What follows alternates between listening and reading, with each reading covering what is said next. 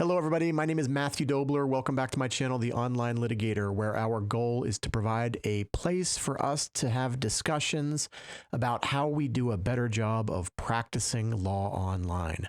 A few minutes ago, I had a really neat interview with Judge Sean O'Donnell. Judge O'Donnell is at the King County Superior Court in Seattle, Washington.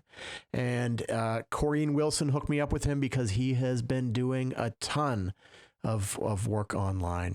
So I can't wait to show you the conversation that I had with him. It was fascinating. Before I do that, though, I hate to say the stuff that I always fast forward through when I'm listening to a YouTube video, but if you enjoy this content, you've got to like and subscribe. It's the only way that YouTube knows that this material is important. So if you find this interesting, please press the thumbs up button. If you want to find out when I release more videos, press the subscribe button. Okay, with all that said, let me play the interview with Judge O'Donnell.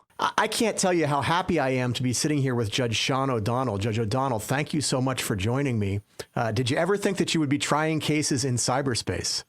I mean, it's unreal in some respects, but in others, for certain cases, you sort of look at it and go, now, why haven't we been doing this for the last 5 years? Yeah. It's an unusual position for a judge to be in, but let me ask you to be a witness. Tell me what you've seen, heard, smelled, and otherwise experienced about online litigation in your courtroom. Well, we've done a couple of different types of cases. We meaning our bench out here in Seattle, Washington. So from family law cases to all video jury trials, from jury selection to through their deliberations. I guess I would start with the latter and talk for a second about jurors. What I've just been so impressed with is the jurors' sense of responsibility and civic duty. They recognize that the pandemic has been devastating to courts and that without jury trials, we're unable to function really as an entire branch of government. They've also found it quite convenient for them. If you contrast online jury selection, for example, to what we did pre-pandemic, we'd have 300 people come down into the courtroom, we'd put them in a big room, and they'd wait around for 2 days to get summoned to a judge.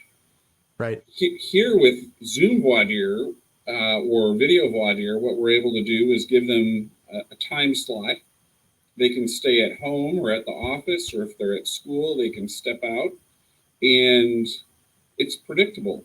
It's for a discrete amount of time. And then if we need them for the case, we're able to communicate that with them without them having to brave the streets of downtown Seattle. For the lawyers, the lawyers, many of them are viewing this with great trepidation because it's so different. But at the end of the day, the lawyers are actually getting a lot more information from jurors in some respects than they did pre-pandemic. We've implemented comprehensive questionnaires in each case, and that wasn't always true pre-pandemic. We use Microsoft Forms. Jurors can answer the questionnaires on their cell phone, and then we put it in a spreadsheet, and you can sort the data, and it's quite useful. So as you asked me, starting out as a witness, what have I observed? I've observed some real positive aspects of the virtual and how it lets us connect to a broader section of the community so that they can do their civic duty. Wow. What a great thing to hear about the jurors responding so positively and feeling like they're invested in it, feeling like they have a role to play in terms of helping the courts. That's a unique perspective. Yeah, it's been really uplifting, frankly. Yeah. And for them, there's a bit of self-interest too, right? I mentioned the convenience factor, but it's also, frankly, much safer for them during a global pandemic. Sure. That if they're going to participate, they don't have to come down with total strangers throughout our county and sit for jury selection. There is something to be said about the human experience and human interaction that cannot be replicated over video. And that's sort of an X factor in all this. How do you weigh those benefits versus, where we are right now with the pandemic, with the alternative being doing nothing? Doing nothing is, to me, is the worst result and recognizing you might have to have some flux on tradition and practice is part of this process. And what I've experienced and my colleagues have experienced is, and the lawyers too, is, it's okay. You're going to be, first of all, everyone's going to make mistakes. Mm-hmm. You've got to recognize that going in. Mistakes happen, but it's part of doing something new. And again, I look at the balance sheet. The balance sheet of doing nothing is far much more in the red than doing something, but doing it differently. I mean, I've had a couple of hiccups on my end, nothing fatal, of course. And by fatal, I mean, what's the worst that's going to happen? Well, you could have a mistrial or you could have your case reversed. That's a calculated risk that I've taken and some of my colleagues have taken in doing this. Another risk is you could get an unfair verdict, or the case couldn't be tried fairly. And again, in this pandemic, when you go into, all right, can you actually function this way? Can you get a fair trial? So I look at some of the essentials that the jury, for example, serves in that instance, and that is to evaluate credibility. Credibility determinations, that's where I get a lot of pushback from lawyers, and it's going to be impossible for jurors to do that. Well, again, talking in the midst of a pandemic, when if you have witnesses come in and you're asking them to mask up or wear the plastic mask that fogs, I mean, how is that going to impact your jurors as they are looking across the courtroom and see someone where they can't see their entire face? Right. Now, you could say take your mask off, but then you're exposing the jurors to this terrible health crisis. And here's what I've found. Cross-examination works online. Jurors can read cues because they can see the entire face of the witness. For me as a judge, I'm going to crib from another judge out here in Washington State who said this. She said, I've been a judge for 25 years, and for 25 years, I've looked at the side of someone's face as they testify. Right. On Zoom, I get to see a front on, which is a very different experience. So, for me, again, I don't want to be lecturing or admonishing anyone. For me, this process has been a learning one. I've had to expand my comfort zone. But I look at, at least in our jurisdiction, right now we've got over 7,000 criminal cases backlogged. And that means people wanting their day in court, they got to get in front of a jury if that's the way their case is going to go. And the more we are inactive, it compounds that unjust, not the fault of anyone circumstance. You mentioned technological mistakes. Tell me, I ask this only because I hope that other people are emboldened by hearing other people's mistakes. But can you tell me the biggest technological mistake you've seen? Oh, the biggest technological mistake I have seen was I don't want to call it a near-death experience, but it was a close call with a Zoom bomb. And Zoom bombing, of course, people have read about and, strikes fear, at least in my mind, and I know some of my fellow judges out here. So sure. I had started a case pre-pandemic, and we had successfully done 3/4 of the case. The pandemic struck. I put the trial in recess. And then 3 months went by, and I was talking to the lawyers, and everyone wanted to finish the case up. And can you hear me okay? I can hear you now, yes. I'm sorry about that. That's okay. You were saying we were in the middle of the pandemic and everybody wanted to finish the case up. Yep. So I brought them back together and suggested, hey, let's do this online. They were all game. And so that's what we did. And one of the things that I wanted to do was make sure that practitioners out here and colleagues of the lawyers could watch the trial if they wanted to. And for reasons that are sort of beyond my control, our license with Zoom didn't allow me to live stream. And so the alternative was I had to allow people in on the Zoom call. And what I've subsequently learned is There are hackers out there who troll with algorithmic based programs, and they look for meetings that continue with the same meeting code and password over an extended period of time. And so my mistake was each day of my trial, I should have created a new password and a new meeting ID, and I didn't. I just used the same one. And so we had someone playing the banjo for a couple of seconds or 30, a minute or so on the call.